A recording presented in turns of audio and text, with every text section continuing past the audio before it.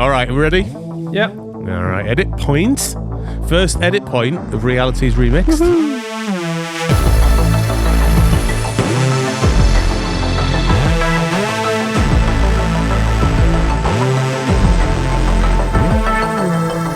I'm Dave Chapman. I'm Esmee van Giessen. I'm Rob Kernahan. And this is Realities Remixed, an original podcast from Capgemini. And this week, a conversation show about why we're evolving cloud realities and the impacts of this year's top trends. So, top trends episode, Rob, you always look forward to those? Always exciting, David. Always exciting. Get into it. Right into it. Come on, let's have a chat. A new show, Esmee, to talk about. Yes, love it. Yeah, it feels like a fresh start. I don't know if you have the same, but January also feels like, blank page. Now I'm going to start exercising more and et cetera, all those good intentions. So, but also very excited to start the show. Yeah, so let's address that to start with. So episode 1 of Realities Remixed, we're here in a new space. Why have we done this? So let's just quickly look at why we've done this. So one of the things that we loved about cloud realities was the accidental discovery of insight. And what where it surprised us, or we didn't see something coming that might have come from a personal experience of somebody, or it might have come from seeing what was going on in a different industry and then applying it to a new industry. Or a million different variants of that. And I think as we sat down to talk about the show at the end of last year, and we've been thinking about this for a little while because we've felt that the conversation has naturally broadened over time, but we were trying to put our finger on what we thought was good and what we were getting good feedback about, and therefore how we could build the show more closely around a bigger breadth of conversation, as well as kind of what are the ingredients of insight. And we got to 4 specific words, I think, So what do we think the sort of the 4 things that when you bring them together, either all 4 of them or a couple of them, that get you to somewhere interesting? So I think along the way we came in almost every episode, it ended up talking about trust and trust between people that build culture. And we were talking about tech most of the time in business, industries, or the ecosystem that we spend our days in every day. So I think people, culture, tech, society, the impact that it makes, it always comes together in every conversation that we've had. The interconnectedness is so strong, and it's also like so complex that, either way we end up talking about these aspects. And if we don't, then we miss out, I think, on a certain level or perspective that adds so much value. So it feels right, I think. We've discussed it, right? So which words are, what is it? And I think these are the words that resonate best if you look at the show in the past, but especially also what we want to bring this season. Yeah, agreed. We spent quite a lot of time thinking about those dimensions, Rob.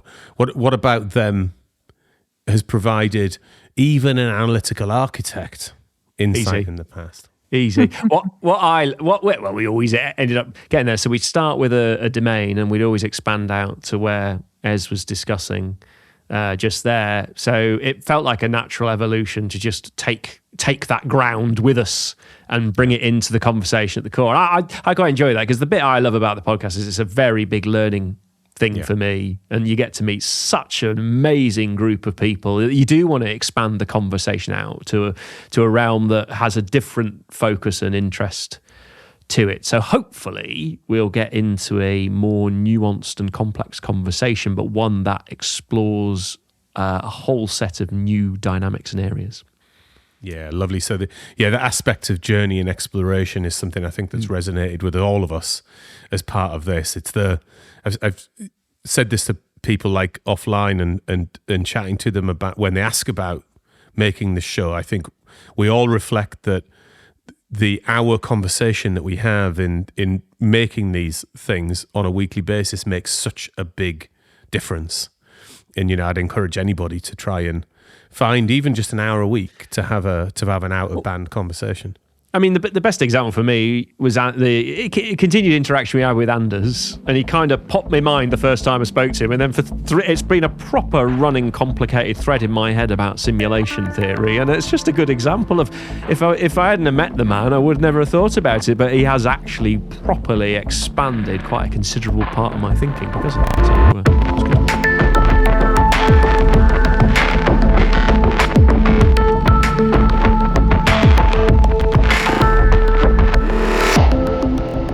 Right then, crystal ball time. Now, Robert, you've spoken of your love of prediction. Everybody loves a tech prediction. Make a fool of all of us. Yes, and the specificity you like in them. And I believe Esmee Rob said once, he's the best at predicting these things. You remember when he said that? Yeah, he's a level 4 architect. So, yeah. If he predicts stuff. Sat in Vegas last year, he's like, guys, you know what I'm really looking forward to with the new show? What I'm excited about, it's like I get a chance to do predictions for 2026, and I am going to nail it. He said. Do you know those people on the internet who claim they're from the future and they're coming back telling us everything that's going to happen? Like the guy in Japan. Yeah, where the society's missing, but he's still walking around. Oh no, he's in Paris. Yeah, that's France. Paris. Yeah. That's basically what I am. But I've been a bit more intelligent about it and kept it under wraps. Right. Did we actually check it in hindsight? What the level of, how? Rob's what is your ratio? Oh, don't do that. Don't use fact and science. Get out of town. After we did 2025 predictions, Rob came back. Don't you remember when he came back and he was all excited? He's like, guys, I've just checked out my predictions for 2025 and I was bang on. Don't you remember that, when he said that? No, I must have, I don't know, checked out. I can't remember. I feel that you're going to stitch me up here, Dave. I can. As my spidey senses are tingling. Danger. Well, I was Robinson, thinking we'll call this episode Rob's Predictions. Let's call it. Let's have a crack at calling it trends for 2026. Now, I think there's a bunch in this that we've seen coming for quite some time. And you might be right, I think, in how it plays out. But I think there's some nuances, actually, in terms of where the conversations are going that I think we'll try and reflect in this. And all joking aside, this set are going to be interesting to look back on at the end of 2026, because I think one of the things that I'm sensing already is the complexity of what's happening at the moment is winding up. Yes. Most notably, is AI doing what we want AI to do? And what are the nuances in that? And how do we drive out value from what we have already? There's still that fundamental productivity issue that we need to tackle. AI was supposed to be the savior, but actually there's some bumps on the old road, aren't there? So I think there's I'll get into that, I think. So let's talk about that. Now we're going to try and split up, as we sort of normally do, into about 6 sections, these predictions, and within each section we'll have a bit of a sort of we'll try and decompose it a little bit. And let's start, I think, Rob, and maybe you can introduce this, but let's start with some of what we think some of the macro trends are that are going on around what we're about to talk about. So I think there's sort of 3 for me here. In all of it, there's the first one, which is how do humans and technology get better? So human tech teaming. So we need to bring technology and human fusion together, especially around productivity and sort of thinking about don't linearly scale, but how do you scale exponentially using technology? Proper automation, not the stuff that you often see gets implemented. That's underpinned by a move around 2 other things, which is the sort of... I like the way you just threw a bit of shade there at historical automation. Yeah. No, it is. But seriously, we need to get much better at automation at a much higher level. That's just got to be part of it. And obviously AI and Agentic, which we'll get to as a bit of that. Then there's the undercurrent of the rise of the conversation around sovereignty. Yeah, which is a lot of people now discussing that. And then the move from sort of like an efficiency mindset where we don't buy the cheapest anymore, but actually we're engineering more for resilience and flexibility because we might need to adapt in the future more quickly. So there's this shift to I've got to change my mindset to how I build these systems. I've got to get better at bringing the human into them and getting the compute to work better with the human or without the human. And then there's that bit about the whole I might want my own in the future. ... Who knows? So that would be where I was at. That's what I think is going to be the conversation on the macro themes in 26. So ever the optimist on designing for resilience, not efficiency. There, it just has to be part of the consideration. I think more and more as you have the conversations with the people in the industry, it is definitely a shift in thinking, and it's happening. And it'll play out, and it'll probably play out over a number of years. But I think 2026 will be the year where it's taken very, very seriously. So for me, I think I've got a mildly different take, but it's from the same route, I think, which is about efficiency to adaptability. And I think we've talked about adaption and the importance of adaption in a complex world quite a bit on the previous show. The world, unfortunately, is not getting any simpler, is it? It's getting more and more complex. So I think the shift to building not necessarily for like a day one state of anything, but building for whether it's in your technical architectures or whether it's in your organizational shapes or your processes or how all of those things come together or your governance, it remains for me to be about building for adaption. Yeah, and it goes right up the stack, doesn't it? So the whole ecosystem has to think differently, and there's going to be a shift in the way it needs to operate. I think we cannot continue to operate in the way we have for the last 10 years. Again, the tech changed over the last 2. I think now the humans have to adapt to that, and I think what you're saying is aligned to that view, which is a lot of things have got to change, and we've got to change quite quickly.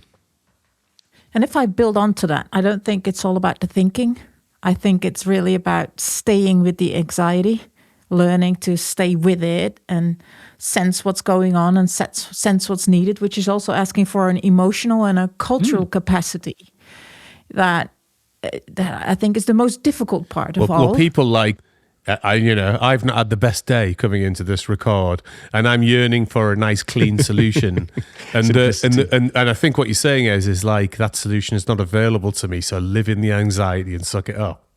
Well, no, yeah, staying with anxiety and not let it take you over. Like, you respond immediately, but if you're able to sit with it just for a moment and then decide how you want to act, I think that's a real art. If you're able to do that, that's a true skill that leadership needs to build, especially coming year. And when you take that anxiousness, you sent through the note, Dave, about Nadella saying that about needing social permission to continue to behave in the way it did. It was referring to AI.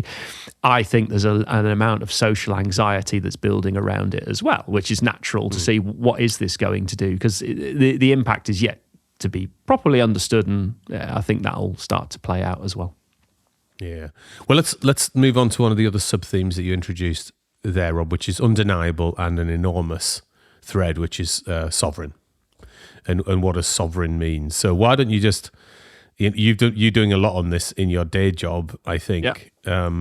So set the table for us at the beginning of 26, and as we embark into the new show, how should we frame up sovereign now? So it's a funny old thing because you can't predict the future. However, the world is changing the way it's behaving at the moment. And so people are starting to look at the importance of digital in our society and what it does for us. So we cannot live without technology.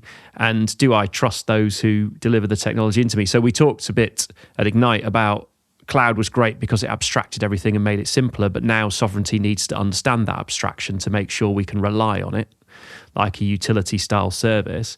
And so loads of countries around the world are starting to look at understanding about where their technology comes from and how they deploy it and what risk might underpin that. In the event of an event, will that still operate because it runs our society, etc.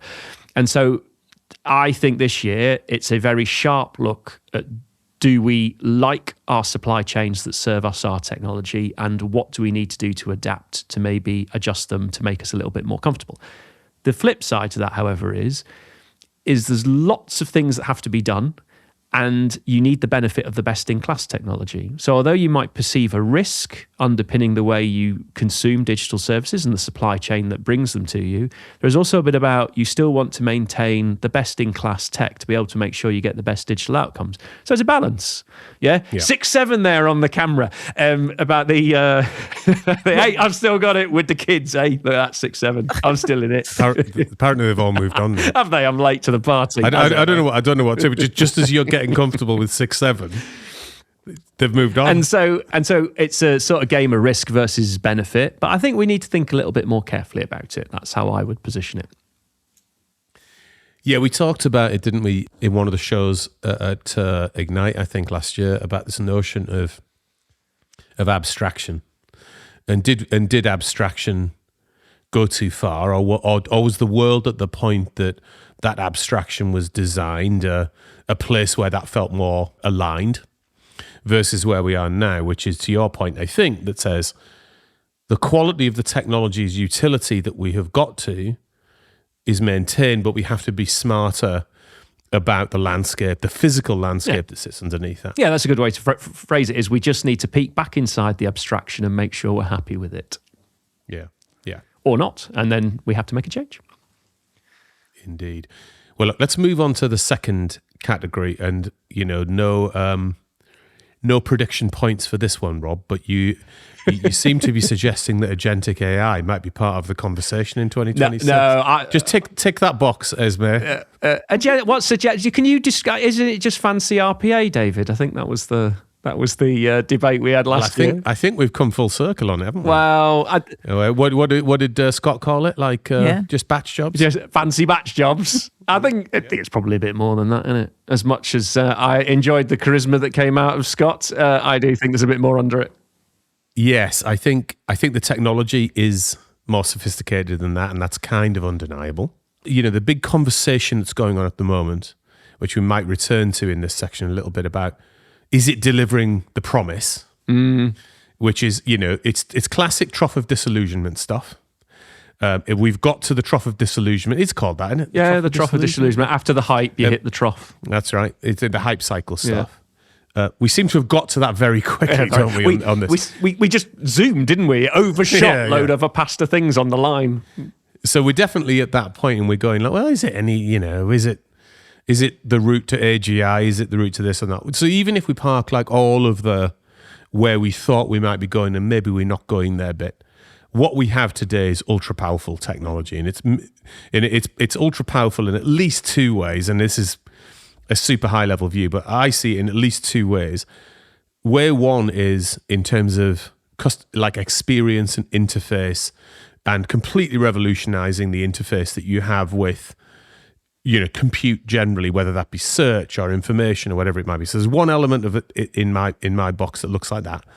And then there's a second element, and this is to your point, I think, Rob, which is the levels of automation that can be driven with this stuff are on a different level. And I think, to quote Robert Kernahan in this episode, than the automation stuff that came before it. We're at a different level, aren't we, of execution.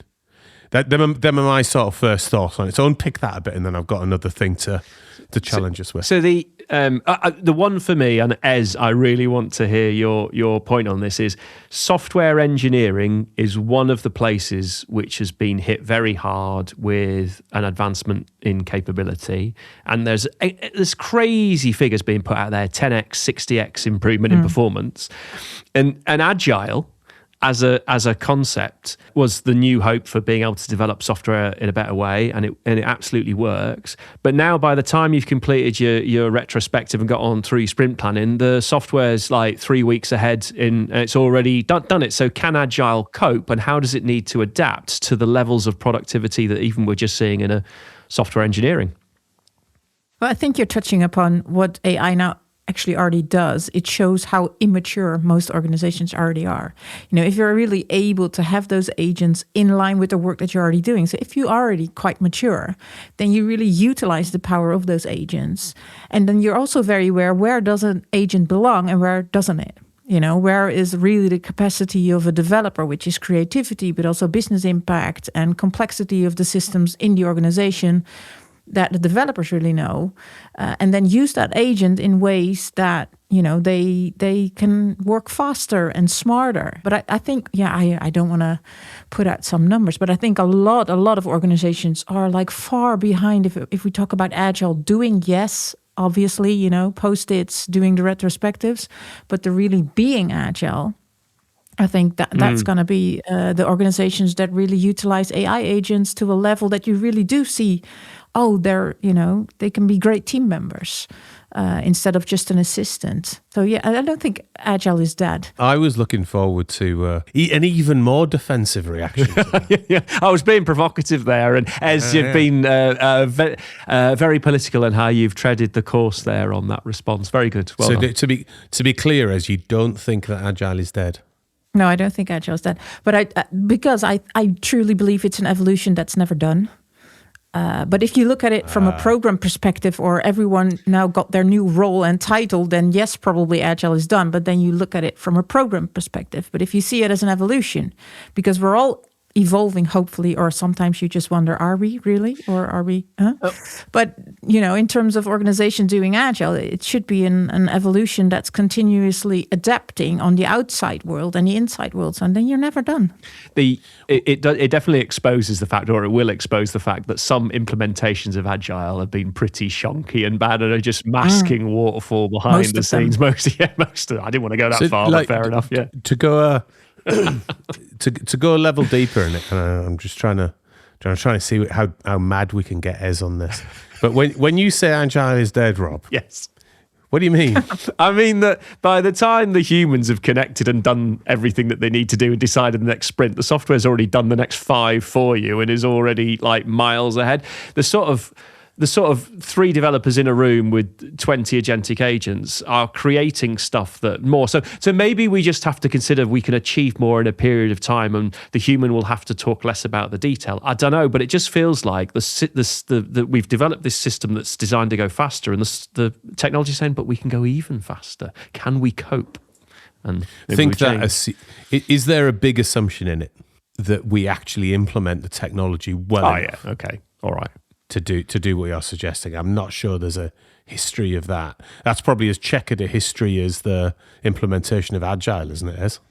Well, even if the tech is on that level, then you're actually excluding them outside your Agile organization. You see them as something separate because it was actually the same company that was able to put that technology and AI agents in place. So they're part of your Agile capability, right? And it also makes me wonder, what is Agile to you? And I think that's the most common question. And, it's a philosophy, nothing more to it, to be honest. And it has so many practices.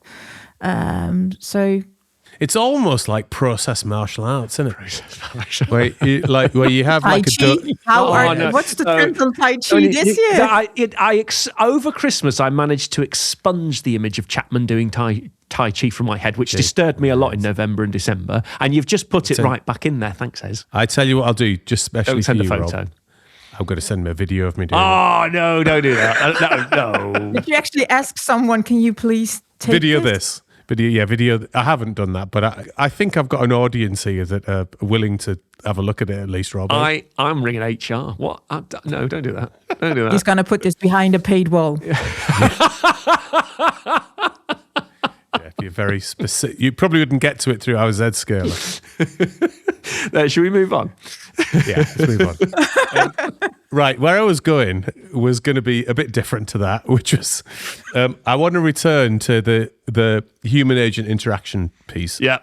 And I want to talk about one of our big topics from last year, coming back around demystifying some of this, which is anthropomorphization.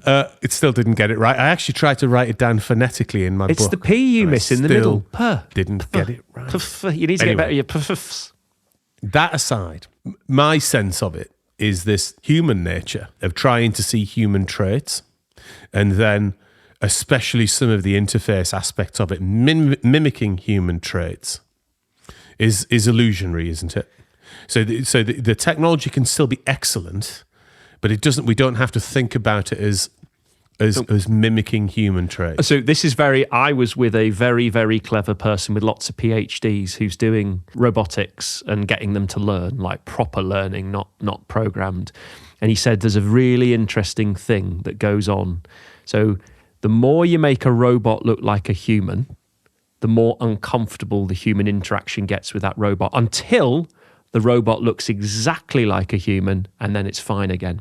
So there's this weird effect that says uncanny valley. Yeah, it either looks like a robot or it looks like a human, and the more you blur the lines in between, the more uncomfortable I actually become. So there's this obviously a human response, and you can't help but anthropomorphize things. That's just what we do. What was that? Anthropomorphize. See the way I got the pfuff in.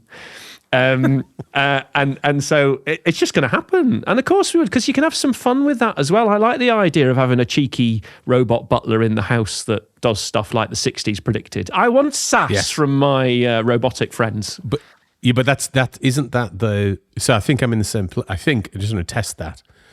Do you mean that you want your cheeky, robot butler to be as if that robot butler was a human, or you want that robot butler to look like a robot, but you're just chatting to him? No. Like R2-D2 is my favorite example Exactly. of this. I want it to look like a robot, but behave with a personality of a human, and so I can have a bit of fun with it and a bit, like that. I don't want just robotic response. Did you claim the name Robotler? Robotler. Is that a thing? We have to check. Copyright Point Realities now. Remixed Productions. That's mint. I love that. Yeah, Robotler. Yeah. With sass, with extra sass. And then you can have modules that add on about how sassy you want them to be. And then you get up in the morning and you can move some slider bars around and have some fun. A sass chip. A sass chip. I need a sass chip. All right. Moving on. Let's do some more predictions. Okay, this next bucket of things, we've changed the name of the show and the focus of the show, but cloud remains an omnipresent technology. Right. So, Rob, summarize us the future of cloud. So, because of the things we've gone before with resilience and sovereign, I think we're going to see continued fragmentation in the market, and also the divergence of the offering. So for a long time, cloud came together and looked the same, and now it's diverging again. So there's lots of offerings in the portfolio that are changing. I think along with that fragmentation, we're also going to see other organizations attempt to try and catch up. So neo-clouds is the new phrase. And there are lots of people, especially from a European perspective, that are building things that are trying to get to sort of hyperscale capability. So those neo clouds are going to take a couple of years to come in, but they're becoming quite fashionable to select as well because they're different. They're built closer to home. They're geo-local. That's all going to come together. So I see more players entering the market, but I also see the existing market fragmenting as well. So it's going back to your point, it's getting harder and more complicated to manage because of the side effect of all the things that are going on. Complicated or complex, would you say? No. In the Cynefin framework terms, it's complex because it's changing very quickly, and you can't manage it all. So it's not like your thing building an oil rig. It's actually much more foggy. Fluid. It's a good word, Dave. Yeah, Fluid. fluid. I like it. So let's take that apart a little bit. The building of new stacks. So give us a little sense of what you're seeing, what's emergent there, and are we seeing stack parity with some of the more familiar clouds? It's a funny thing about cloud. So they look the same at the base level, i.e. the virtualized compute, pay-as-you-go commercial models, sort of like functions and PaaS services and things like that. But they have nowhere near the level of sophistication that the big clouds have. But actually, what's coming out of that conversation is that it's good enough. So actually, a lot of cloud functionality that people chase down is pretty basic still. And there's lots of whiz bits sticking on around it. But actually, 80% of what you need is pretty simple when it comes to cloud terms. An analogy has sprung to mind. Has it? Go on then. Brace yourself. Hang on. So naming no specific products, but there is, some products on the market that are spreadsheets that have got unbelievable density of functionality. Yeah. And then there are maybe other spreadsheet products on the market that don't have that level of depth and unbelievable density of functionality. But for 99% of the users, They're easier, more straightforward, and do everything you need them to do.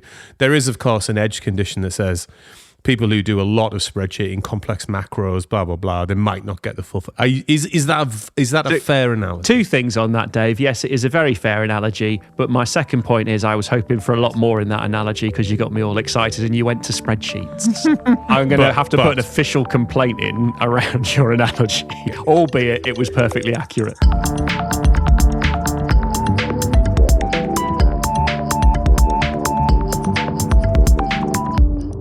Our producer has been working busily in the background, and he has gone and checked for us the validity of us copyrighting the name Rob Butler. The results are?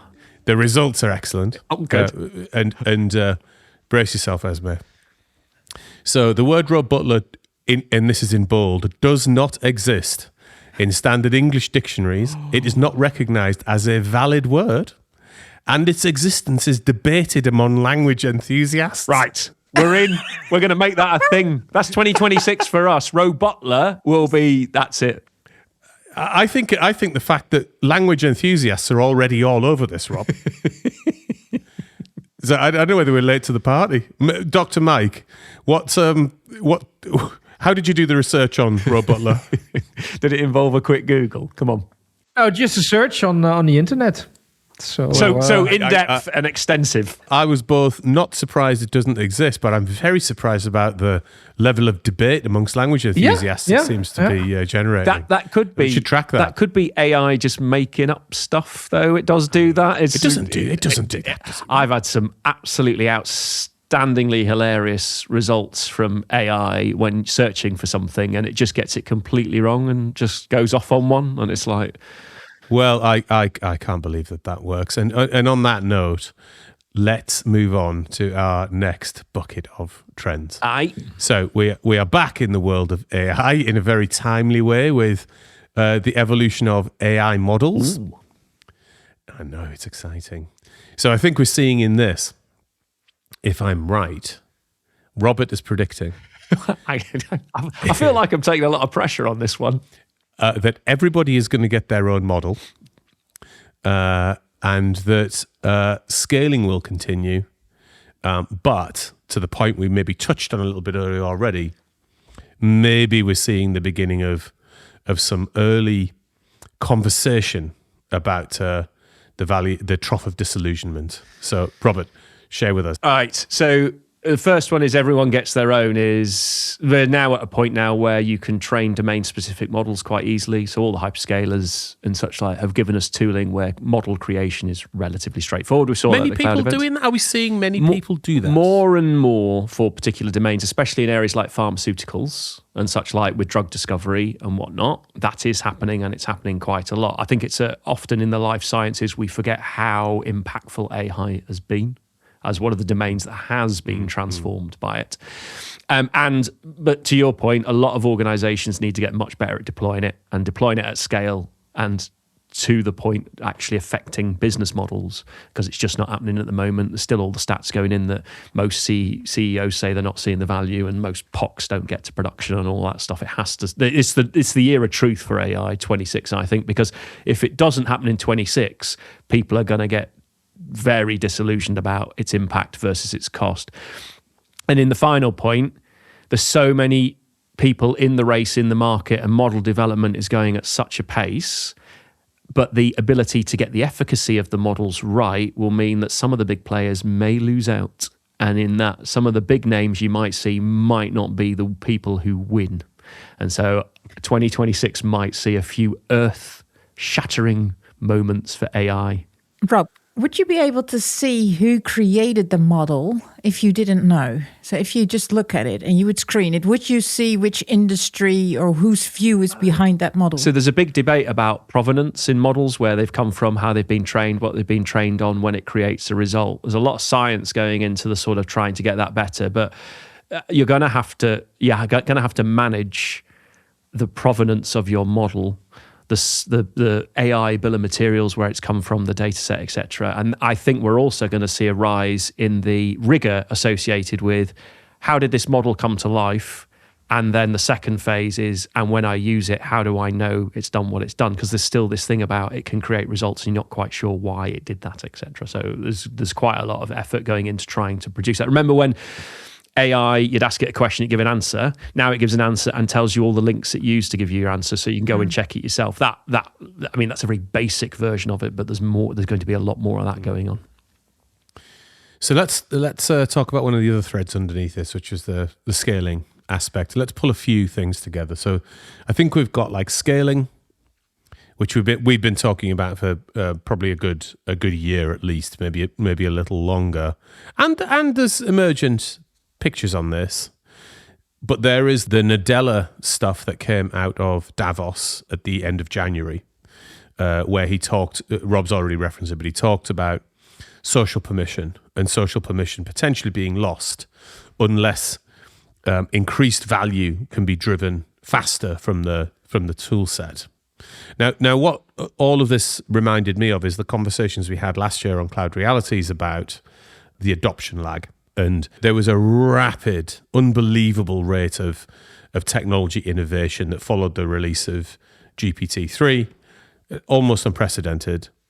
But it was very, very hard to understand how you brought that together with your people and your culture to be able to create something new and something good. And whether that was tech complexity, investment, not really knowing how to do, whether it be the ethical concerns. But it seems to me that there is a hairball of things here maybe that connect to the challenge of scaling and moving fast with this. Do you hold it the same sort of way? And I guess if the answer to that is yes, then how do we start to unpick that? You see, it comes to the new old co debate for me, which says you get to a point where it's just too much for an organization to be able to cope, and you have to create a new one and transfer like the business across. And I'm wondering if we're going to see more of those, because you just go, it's all too hard. Should we start again? Or companies fight the fight to get this level of technology into their core. Meanwhile, all the startups bypass them. The cycle time for a company is now down to 15 years on average. So, back in the 20s, like 100 years ago, it was like 70, 80 years. And you go, well, 15 years ain't long these days. So, and I think it's obviously technology that's driving that. But yeah, I wonder if it's just too much. You've had the organizations struggling with agile, organizations struggling with modern technology. Then you load AI on top, and then you load on agentic and everything else. Just suddenly you just go, how do you adapt? But when we talk about stacks, it's usually the tech stack, right? So the infrastructure layers, platforms, tooling, etc. But the real work, I think, is the human stack. But then, who feels responsible? Who dares to stop the system? Who actually sees where things go wrong in the entire value chain or the entire chain? And who can actually stay in that, as I said before, in that uncertainty without freezing immediately? Yeah. That's what Gene Kim's book about, isn't it? Wiring the Winning Organization, about slowification, which is step back, look at how it's actually working and then go forward. That man has yet again put his finger on it earlier than everyone else in his book, hasn't he? And let's be fair, we should pay homage to Mr. Kim as he predicted that this would happen, and it's playing out exactly like he said, and he's already come up with an answer to how to cope with it. So, yeah. Yeah, I love that. I love that take. Okay. Physical. So we talked a tremendous amount about. I was doing the same. Me and Ed started singing the song in the background. 80s classic. 80s kids. Ben, you should put that in there, just like a small. Yeah. So let's get physical. Physical. I mean, you literally couldn't hold yourselves back, could you? It's too easy. It's too hard. Sorry, it's too hard. Brimming over with it. Anyway, so we talked a lot about organizational, sometimes ephemeral feeling technology and the human condition in all of that. But there is also a significant amount going on in the physical world of hardware and impacts in that world. So, Rob, run us through the headlines of that. I mean, for years we've been looking at robots and things, and they've been doing funky things and whatnot. So they've got the mechanical engineering to a point where the robot can do things like humans and complex tasks. Now we're getting into the world of robots are learning how to look at objects, adapt themselves to be able to pick up in complex ways. And then with they can do backflips. They can do backflips. But more importantly, a human can say, pick that box up and put it over there. And they can now understand what that human meant, and then they can undertake that action. So you're now getting to a position where the robot is able to operate in very complex environments that the human is well designed for, and actually can then understand a natural language interface. And suddenly you get this move towards a workforce that can be more robotic. So again, automation, productivity, AI fusing with the mechanical engineering to make things that can be very effective for us. And it's obviously in its early days, but you're starting to see some companies create some quite remarkable outcomes based on AI and mechanical engineering. And that's before you get to the fact that these things, you sort of touched on it with the pick up the box thing, but where things like Gen AI also becomes really interesting with physical robots, of course, is at the interface layer. And then being able to parse and have very natural conversations is pretty much there now, and that's only going to get significantly better over time, isn't it? I also think there's a really direct connect here between agentic technology and physical robots. Yeah, if you think about the automation, now we can spring out of the digital world into the physical to do something, back into the digital, and you can automate an awful lot. So when I talk about raising the level of automation, it can go between digital and physical and back to digital much more effectively. So you're getting to this point where you can do some quite amazing things. And we've already seen it with like very advanced warehousing and automation there, but that's very programmatic and structured. And now this can be much more dynamic as well with the way it operates. So they can do that adaptability that you talked about earlier. Or it's better to cope with the adaptability than just have to work within a rigid framework. Robot agile coaches, That's it. It's the future. Robotlers, we should, work on that. Those are you can put an entire production line. Here's an interesting one for you. It's still a big debate. It is, you're likely to end up with a robot boss in the future or an agentic boss or whatever. A lot of people will probably end up there. How would you feel about that? Hard no. Might simplify things though. Call me stuck in my yeah, Marcel's happy with it, but like push call the me stuck button in now. my ways, but I'd struggle with that. I'm not going to lie. I struggle with it anyway. But yeah, any direction or authority, exactly. Chapman's likes to rage against it. Yeah, deep issue with. But what immediately came to mind as you said that was AI on the borders. Oh yeah. Conversation we had. Yeah, That's what immediately came to mind. Like the level of sophistication and nuance that would be required in an agent leader of humans. We're miles off that, aren't we? Well, it's not that. So to get it to a level of sophistication that the human could sort of find palatable, I agree. I think, however, the corporate world and capitalism will see something and probably try and implement it anyway. I sort of feel like we're going to get some very clunky attempts at it first. Oh, that's going to be interesting to watch. It is indeed. Moving quickly on, a couple of other things that are significant and going on in this space now and are only going to, like quantum, I think remains an interest of ours on the show, principally because quantum is in production in the Google Cloud. I'm not sure whether it is in the others yet. It could be. I'm just out of step with that. It's not generally available, but I think you can request access to it now. That, to me, is one of the big unanswered questions, which is all of the stuff we've talked about thus far, intersecting with quantum and what that means, I think is pretty fascinating, isn't it? Well, it is. You got to remember, though, that quantum is only good at certain problem sets, so it'll be a fusion of digital and quantum together. However, I like the way that your show notes on this were excellent, where he's written quantum, old problems solved fast. Yeah, exactly. The problem of... David, it's perfect that, because it's like take something that scientists have been trying to do forever, model a molecule as simple as a fertilizer. Suddenly you can do that and come up with a really effective one and massively change something like farming. much more effective, much more sustainable, and that has a really big impact for humanity, having to feed more and more people. That's just one example of where a problem we've been trying to tackle for ages will be bang done. However, you know what I heard is going to fix as well. Go on then. The M25. M25's problem. Exactly. I mean, come on, bring that on. I mean, that does need solving first. You can model the entire traffic situation and then fix it straight away and change it. Instead of adding lanes that take 3 years of having to drive at 40 miles an hour through roadworks. There's got to be a better way, hasn't there? Well, yeah. Oh, you know what would also help with that, Dave? Flying cars, which isn't going to happen in 26. Certainly not good ones. I think we've all seen the haphazard job at that. I'm sure we'll continue the investigation into flying cars throughout the new show. 2036 is what that's going to be. Another decade away. That, especially not, and you're not getting the ones you want either. You're not getting the flying taxi from Fifth Element, Dave, that Bruce drives. It's not happening. Never say never. No. Never say never, Rob. I don't like to bound my innovation thinking in the way that you do. Ooh. He's throwing something of my own back at me. I like to start with a blank page, Robert, and build creatively, and then work out how the technology can fulfill those goals. Shall we move? Yeah. Phrase of the pod. Right.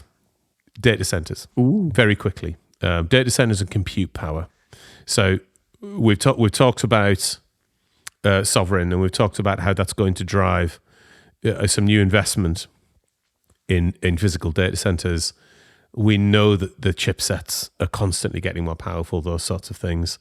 What's notable in terms of compute in particular, very briefly? So the mini data center, everybody gets their own. It's very hard to build a big data center and get power to it. When you say mini data center, yeah.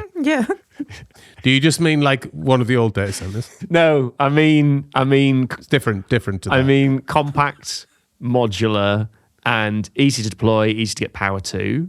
And so you can move it around if you need to. So mobile compute. So Edge has been building and building and building. There's lots of applications for it now. So distributed compute will become more common. And they're moving into that, and underpinning that is the sophistication associated with the fabrication of that, the way you put the racks in and the control. So there's huge amounts of innovation going into how you build them and how they work.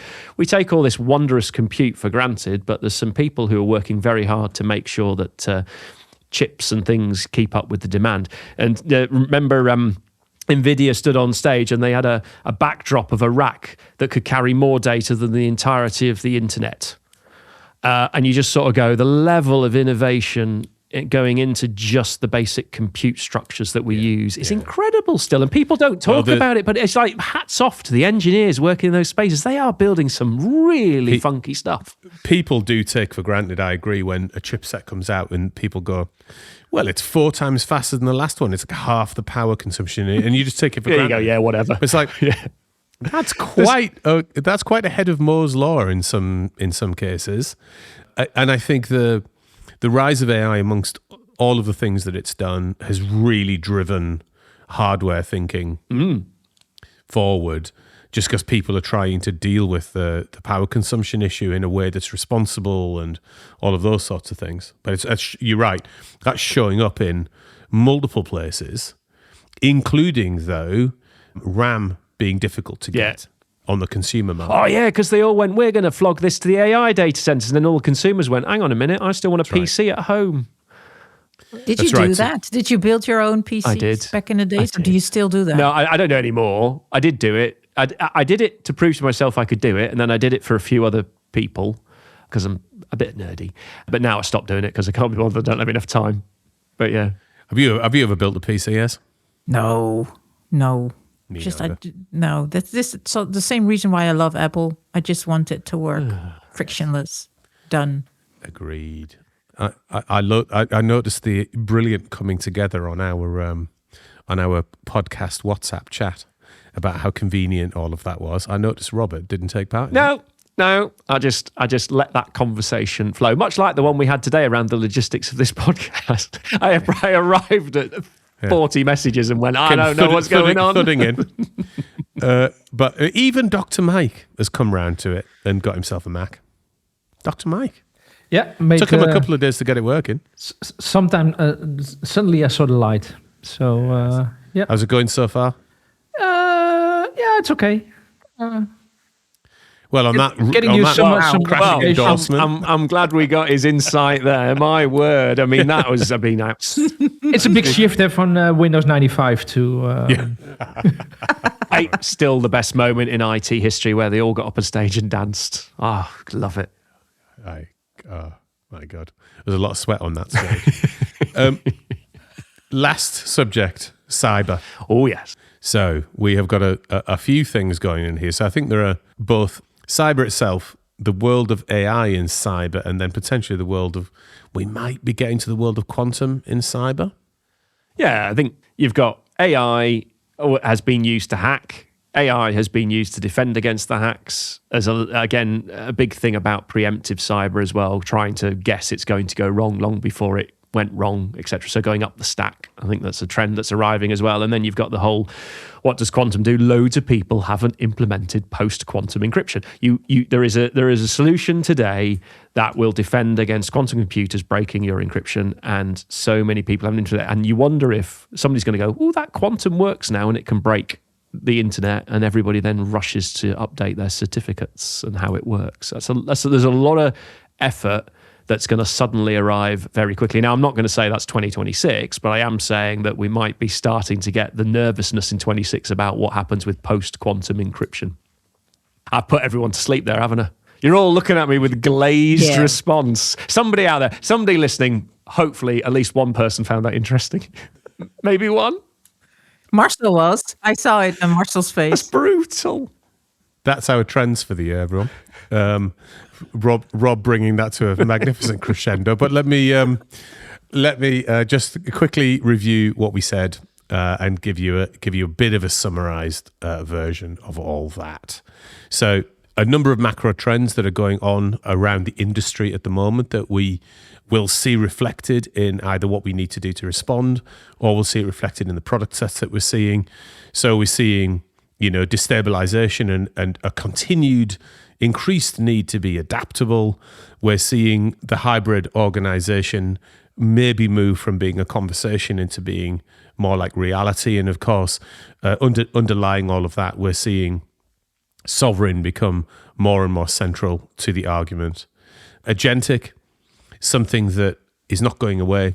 It is going to probably move to scale adaptation this year.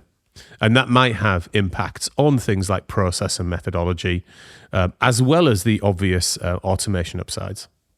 In cloud itself, we're seeing reflections of sovereign being taken into the stacks and being taken into our hyperscalers, and others are responding to different needs in the world today. We're seeing how that therefore is creating more dynamic platforms, mixed ecosystems, and fragmentation being something that maybe need to be managed. In the world of AI itself, we're seeing this personalization of LLMs, as well as a continued scaling argument, but a scaling argument that's maybe shifting its emphasis a little bit, and people are beginning to get into that trough of disillusionment and really beginning to think, well, where's the value here? Where is the value? In the world of physical, this whole new concept that Rob has introduced to all of us today, which is the mini data center, going along with the prodigious continued rise of compute power, which gives us more for smaller and more sustainable, and then physical AI and quantum being the sort of new generation of technologies that we'll see coming this year. And then finally, Rob's excellent point on cyber. Rob, do you say the cyber thing again? Go away, David. Go away. Right. So there you go. Predictions for 26. Hold Rob to it. And we might return at the end of the year to just have a look at how those are coming on. Or, as I might suggest, conveniently skate over what actually happened, and we'll never come back to this conversation to prove whether I was wrong or right. 27.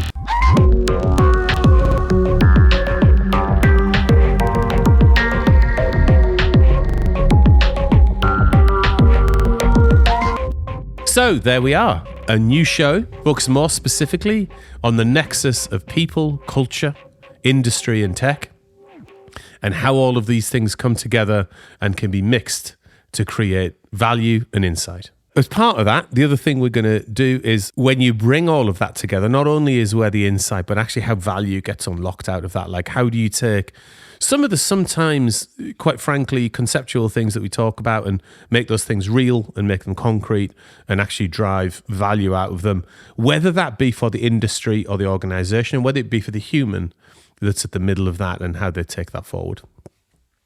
Hopefully, as you can hear, we're excited about the new show and what we're going to do and the journey we're going to go on. Really looking forward to you guys staying with us on that.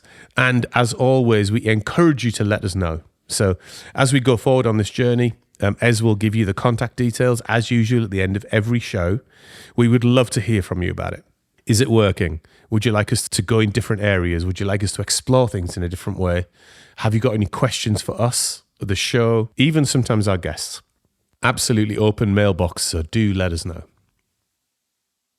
Now, even on the new show, we are going to end it with asking what people are excited about doing next.